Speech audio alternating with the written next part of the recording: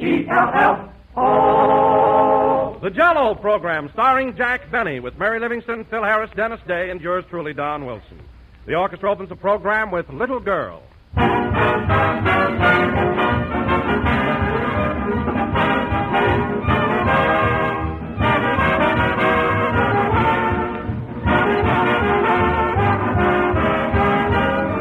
One way to define an ideal dessert, ladies and gentlemen, is to say it's something you look forward to with eagerness and look back upon with satisfaction.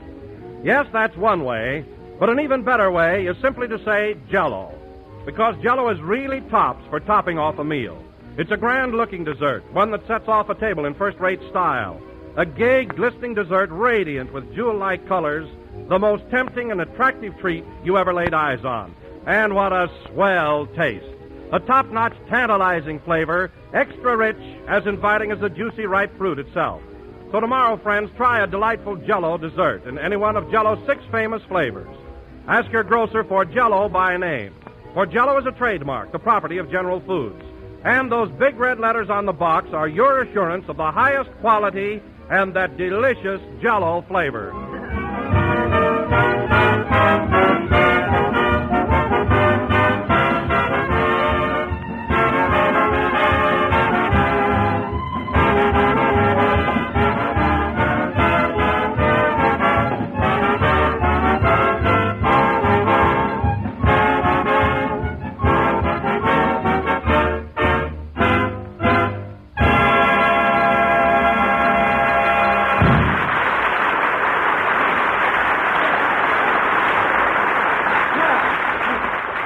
Little Girl, played by the orchestra. And now, ladies and gentlemen, we're back in Hollywood after enjoying the winter sports at Yosemite. So without further ado, we bring you our master of ceremonies, that outdoor man with an indoor body, Jack Benny.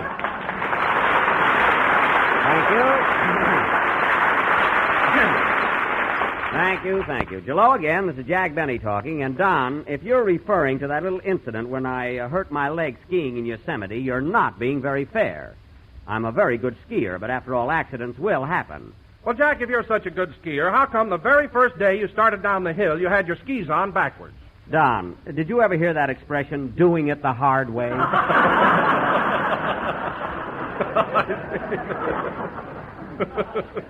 mean, anybody can go down a hill frontwards. Oh, then I must have misunderstood the whole thing. I thought you made a mistake and didn't know what you were doing. Oh, no, Don, no. Then I'm sorry, Jack, and I apologize. I object. Well, if it isn't Livingston, the D.A. What are you objecting to, Mary? I object to that big fib you just told Don Wilson. If you're such an expert skier, how come you didn't even know how to stop? Well... Why, the first thing you did was crash right through the ski house. It could have been a publicity stunt, you know. Go on. You don't know any more about skiing than you do about spending money. Spending money? You do that the hard way, too. All right, Mary, all right. My skiing accident is over. I lived through it, so let's forget it. Now, listen, Jackson, I don't want to butt in, but that accident was nobody's fault but your own. You had no business getting on a pair of skis in the first place. Do I hear a voice from the cornfield?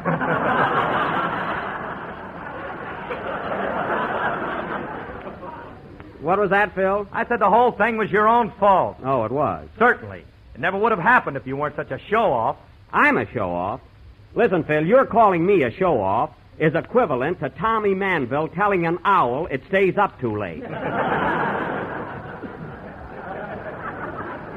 And furthermore, I'm not interested in your diagnosis of my accident. Oh, hello, Dennis. Hello, Mr. Benny. How's your leg? It's much better, thanks, but it still hurts a little.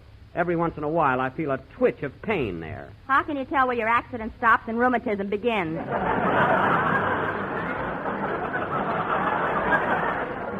Now, wait a minute, Mary. If I've got rheumatism, how is it I'm such a good skier? I'm not going through that again. You bet you won't. Well, Dennis, are you glad to be back home? Yeah, I'm as happy as a lark. Oh, he's always happy. Well, I regard that as a virtue. I'm glad that somebody is contented around here. There's nothing wrong with me that a raise wouldn't cure.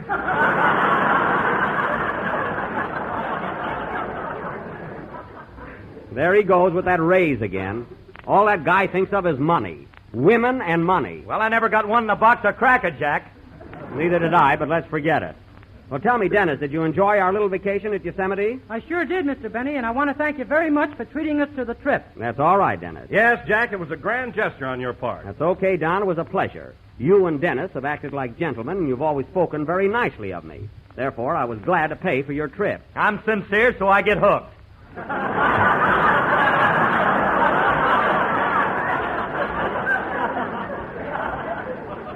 Hooked? Yes, and I think it was a pretty cheap trick for you to pay everybody else's expenses and leave me out. Oh, you do? Sure, that vacation cost me over $100. All right, Phil, I'll tell you what I'll do. Just give me an itemized bill of all your expenses in Yosemite, food room and everything, and I'll be only too happy to reimburse you. Oh, Jackson, you're kidding. If I'm not, may the roof fall on me.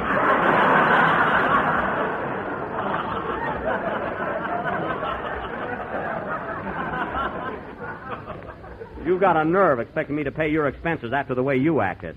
There I was flat on my back in bed, and you were out every day with a nurse. Well, she was a cute kid. I don't care if she was Ann Sheridan. She was supposed to rub my back. Gee, Mr. Benny, would Aunt Sheridan rub your back? I wish I knew and pay attention.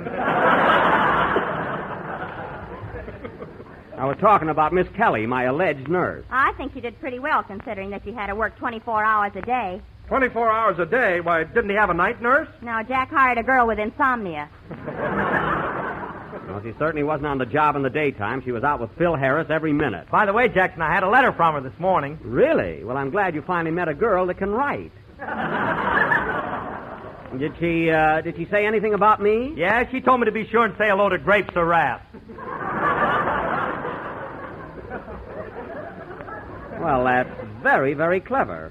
And, Phil, when you answer her letter, be sure to give her my regards and tell her that as a nurse, she doesn't know an aspirin tablet from a manhole cover.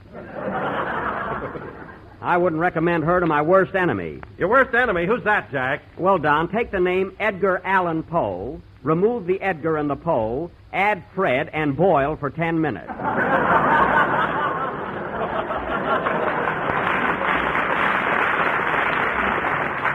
Now, look, fellas, we've got other things to do tonight, so let's settle down and eliminate all references to our vacation. How about a song, Dennis? Are you all set? Yeah, I got a swell number, Mr. Benny, called Make Love with a Guitar. Oh, yes, that's a very good song, Make Love with a Guitar. You know, when I was a young fella, I used to serenade the girls myself. Only instead of playing a guitar, I played my violin. And instead of girls, you got pennies from heaven. That's so. Well, all I know, Mary, everybody in Waukegan used to call me the Sheep. Sure, you lived in a tent. I lived in a house. Where I lived. Go ahead with your song, Dennis. Okay. Oh, by the way, Jack, I knew I had something to ask you. Did you go to the Motion Picture Academy Award dinner Thursday night?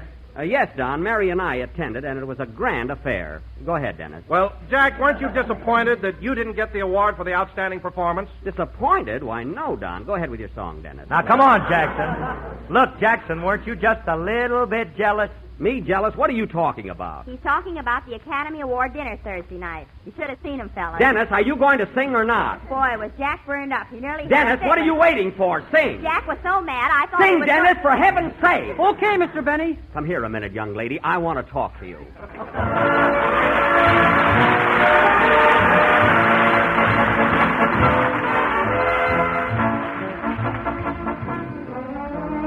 On my guitar,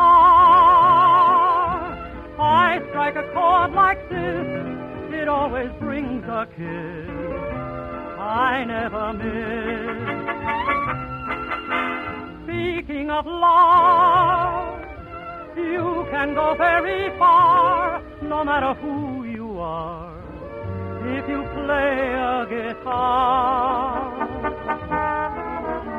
Make love with a guitar.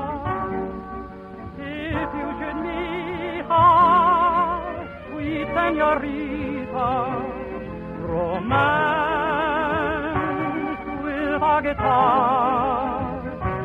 And when you find her, the strings will bind her. Make love with a guitar. Always the right time, daylight or night time. Oh, she'll not withstand it. And as I planned it, she'll say I love you.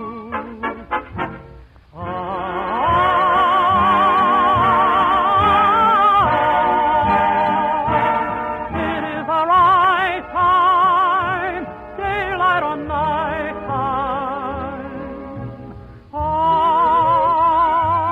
She'll not withstand it, and as I planned it, she'll say I love you. It's very easy to make love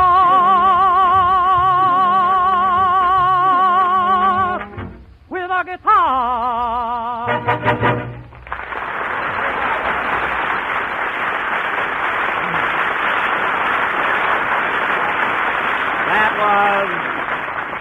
That was Make Love with a Guitar, sung by Dennis Day. And very good, Dennis. That was one of your best numbers. And now, ladies and gentlemen, as a special offering and for the feature attraction of our program, tonight we are going to present one of the Mary, I warned you. Tonight we are going to present one of the outstanding plays. All right, Jackson, come clean. What happened Thursday night at the banquet? Phil, I'm trying to introduce our plays. This, ladies and gentlemen, is one of the I'm outstanding... curious, too. What happened, Mary? Well, fellas, it was like this. Oh. Jack took me to the Academy Award dinner, and on the way over, he was so nervous and fidgety, he nearly drove me crazy. Well, of course I was nervous. We were late. Late?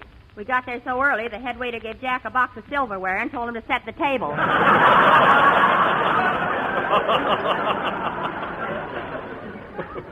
I didn't do it, did I? Anyway, getting back to our play... What were you so nervous about, Jack? I'm coming to that. He asked me. Well, fellas, you know Jack. As usual, he thought he was going to win the Academy Award. For what, acting? Don't be so surprised. Why, that's silly, Jackson. Even before the banquet, everybody knew it was a toss-up between Jimmy Stewart and Robert Donat. All right, Phil, didn't you ever hear of a dark horse? Oh, Rochester. I don't mean Rochester, I mean me. Tough Luck Benny. That's who I mean. Well, anyway. Anyway.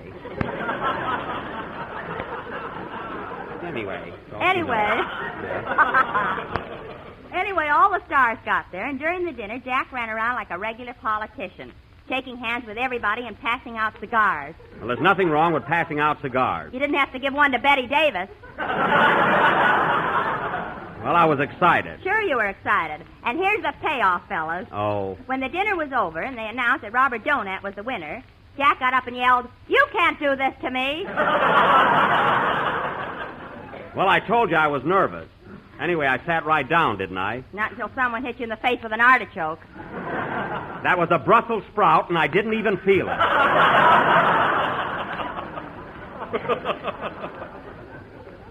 Artichoke, you have to exaggerate everything.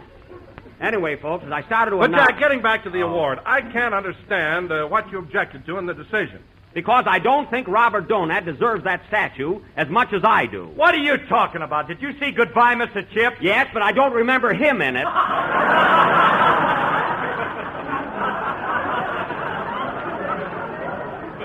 Well, I don't.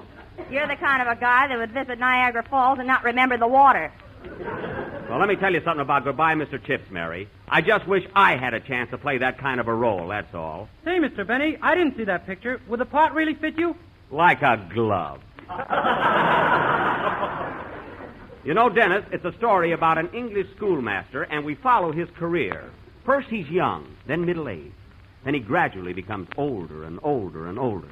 And finally he's a white-haired, wrinkled old man, sitting by the fireplace. That's where the glove fits.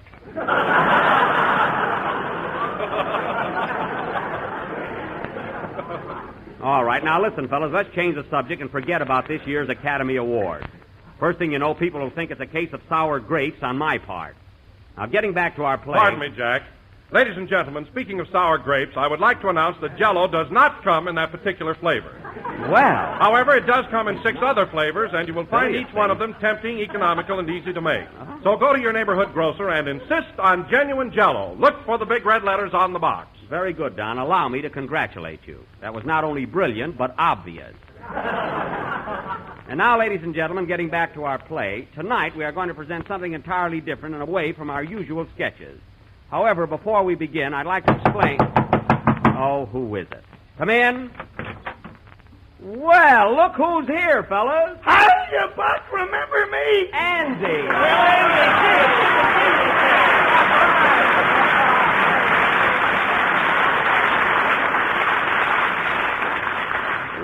Andy, it's about time you showed up. Gosh, you've been away a long time. Yep, about 2 months. Had a lot of fun, though. Oh, that's right. You were out playing vaudeville. How'd you do, Andy? How was business? Swell, Buck. I was the biggest thing since Powers Elephants.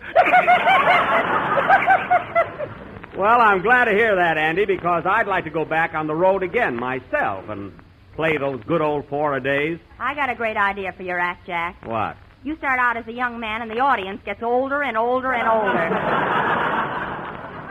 Don't worry, I'd entertain them. Well, tell me, Andy, what sort of a routine did you do? Well, I sang songs and told some jokes and all that sophisticated stuff. Well, I'll bet, huh? And then for a wind-up, Ma, Pa, and me would come out and do an adagio act. Well, that sounds exciting. You mean to say you and your pa would throw your ma around in the air, huh? Not only that, he'd catch her blindfolded. Blindfolded? Yeah, he couldn't stand the sight of her in those pink tights.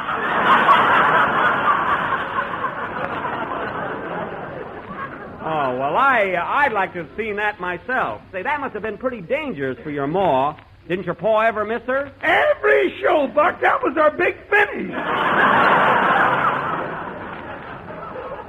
Say, that must have been surefire, and I'm glad you did so well. Well, stick around, Andy. We're going to put on a little play right after Phil's number. Maybe we can find a part for you in it. Sorry, Buck. I got to run along now. I got a blonde and a brunette waiting for me down the car. Oh, 2 girls, eh? No, just one, and you ought to see her.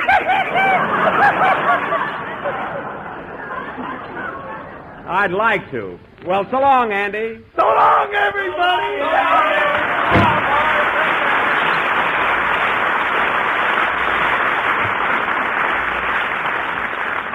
Doggone, Andy sure gets a kick out of life.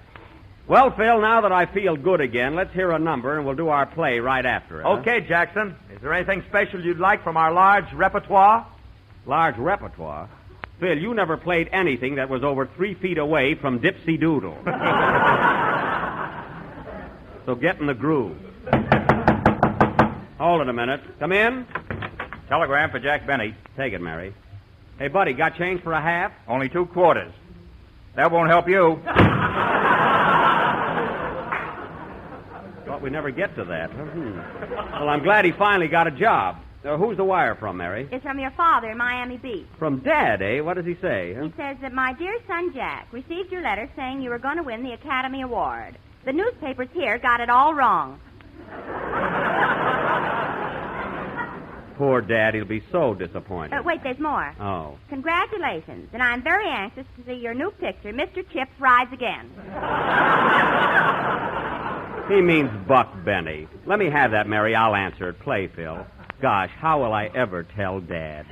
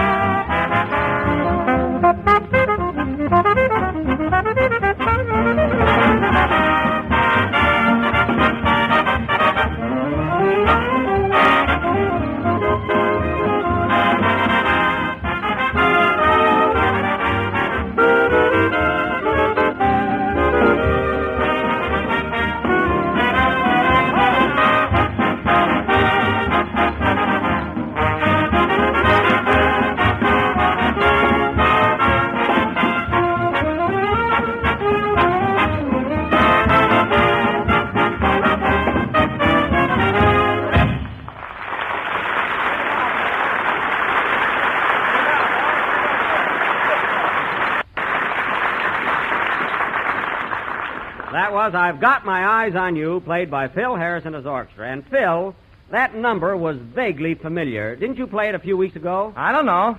Hey, Eddie, did we ever play that number before? I don't know. Hey, Bill, did we ever play that number before? I don't know. Hey, Sam! Never mind. I was just asking. No use going through the whole orchestra. Not that important. I think, Phil, you ought to be a little bit careful about repeating band numbers so soon, that's all. And now, ladies and gentlemen... Well, I don't remember whether we played it before or not. It bothers me. Me too. Me too. Cut it out! You know, Phil, if your boys would worry more about their music ahead of time instead of spending all week at the Santa Anita racetrack, we'd be a lot better off. What do you mean? Well, I went out to the track yesterday, and there they were, every one of them, including your guitar player. What a pest he is. Who, Frankie? He used to be a tout. Used to be? He used to be a tout. He's got more information now than Clifton Fadiman. Every race he'd come around and say, play this horse, play that horse. Well, you know how Frankie is. He gets enthusiastic, that's all. Phil, I don't object to enthusiasm, but those tips he hands out. Yesterday in the big race, he insisted that I play heel fly. He said, I'm so sure of that horse that if he don't win, I'll kill myself. Well, what about it? I lost $2, and I don't see any lily in his hand. I can't stand a welcher.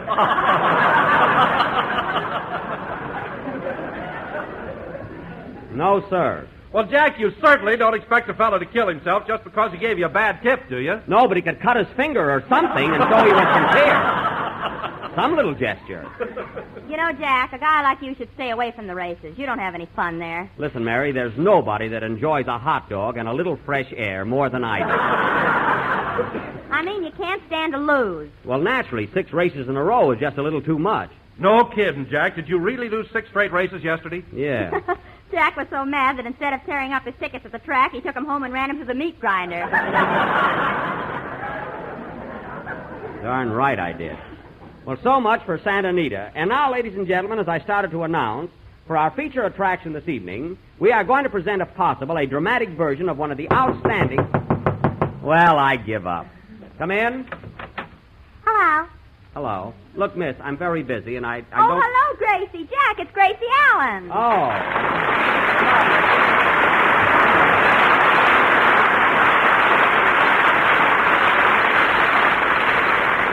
Hello, Mary. Hello, Jack. Hello. Hello, Dennis. Hello, Don. Hello. Hello, beautiful. Hello, Gracie. Oh, fine.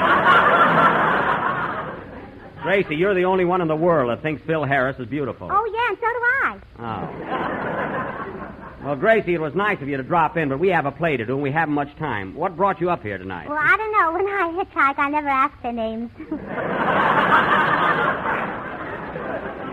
I see. Well, if you'll excuse me, Oh, I'll... Jack. What? Jack, did you know I'm running for president? President? Oh, yes, I heard about it. Where's George? Well, he's out digging up worms so I can go fishing. Oh. Now,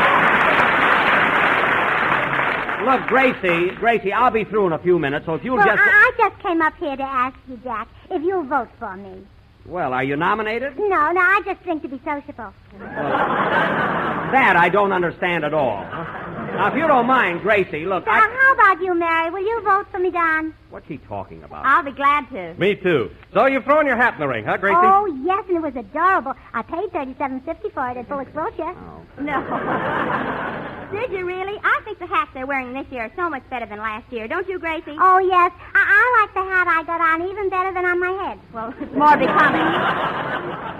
Yeah. Isn't it? Look, girls, you can discuss all... Just there, too. Still material? Oh, Gracie, it's stunning. Oh, it's just a little thing I'm going to wear around the White House. Look, girls, you can discuss all this later. We're very busy. Hey, Jackson, come to think of it, we did play that number 3 weeks ago. That's right. That's right. Forget about it. Now, look, Gracie, I'm glad you're running for president, and we'll be very happy to vote for you. But well, right now, look... You know, I've got my own party, the surprise party. Oh, well... And I was thinking that maybe you could get me a lot of votes from your hometown, Waukegan. Waukegan? Well, I haven't lived in Waukegan for 10 years. Oh, well, then maybe they'd be glad to do you a favor. Gracie, listen to me, will you? The election isn't until fall, and we'll all vote for you. Now, don't annoy us anymore. We've got our own show to do. Goodbye. Well, goodbye. And give my regards to George. Oh, I will. You know, George will be pretty busy after I'm president. You mean between writing a column and flying to Seattle? I know.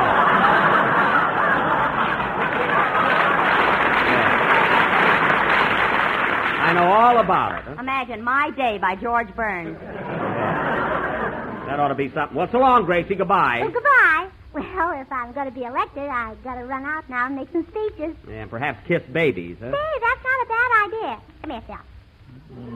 Hey, wait a minute. Wait a minute. Oh, that's my baby. Goodbye.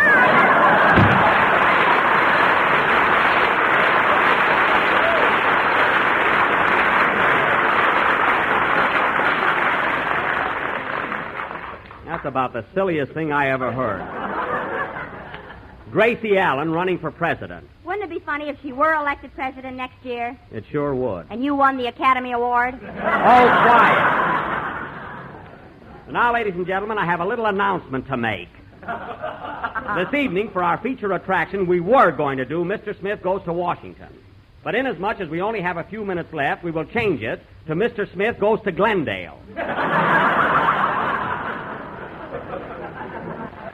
Now, in this abbreviated version, I will play the part... Oh, nuts, let it ring. In our abbreviated version, I will play the part of... Oh... Answer it, Jack. Mr. Smith went to bed. You might as well. You try to do something high class. Hello? Hello, Mr. Benny. This is Rochester. Well, you'll have to call me later. We only got a short time left and we have a play to do. Okay, boss, but they're at it again, hot and heavy. So long. Wait a minute. Wait, you mean to say Carmichael and Trudy are having another scrap? Uh-huh. My goodness, Rochester, I told you to keep that polar bear and ostrich separated. Is it much of a fight? Tune in. We're broadcasting it.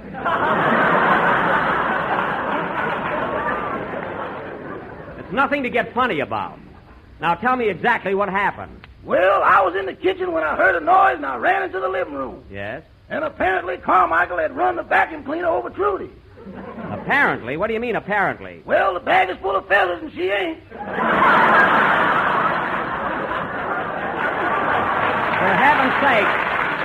For heaven's sakes, Rochester, why didn't you take the vacuum cleaner away from Carmichael? I ain't the finance company. I don't mean that. Anyway, the whole thing is your own fault. In the first place, Carmichael is supposed to be locked up in the garage. What was he doing in the house? I brought him in to help me wipe the dishes. Are you crazy? The last time you did that, he broke 4 plates. Well, he established a new high today. What? He broke everything but that big meat platter. Oh, my goodness. He broke everything.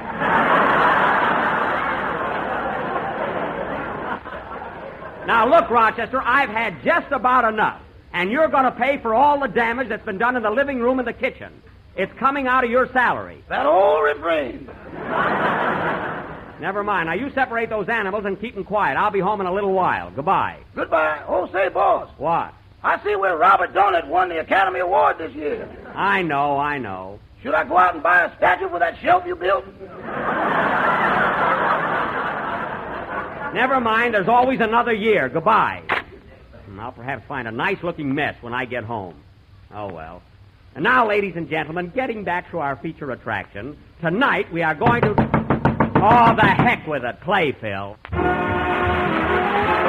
now, folks, here's something that's really extra special. Truly a mealtime masterpiece, Jell-O Apricot Mold, a swell new Jell-O dessert that's sure to prove one of the best you've ever tasted. It's a gay, sunny combination of delicious golden apricots and clear, shimmering lemon Jell-O. And it's so easy and simple that you can make it in just a jiffy. First, dissolve 1 package of lemon Jell-O in 1 pint of hot water and apricot syrup. Chill until slightly thickened and fold in 2 1/2 cups of apricots. Then mold, and you have a grand, intriguing dessert or salad that's simply sunshine itself, bright with color and brimful of rare, delightful goodness. So tomorrow, friends, for a real thrill, try this new Jell-O creation, Jell-O Apricot Mold, a marvelous blend of golden, tangy apricots and a rich, tempting lemon Jell-O. This is the National Broadcasting Company.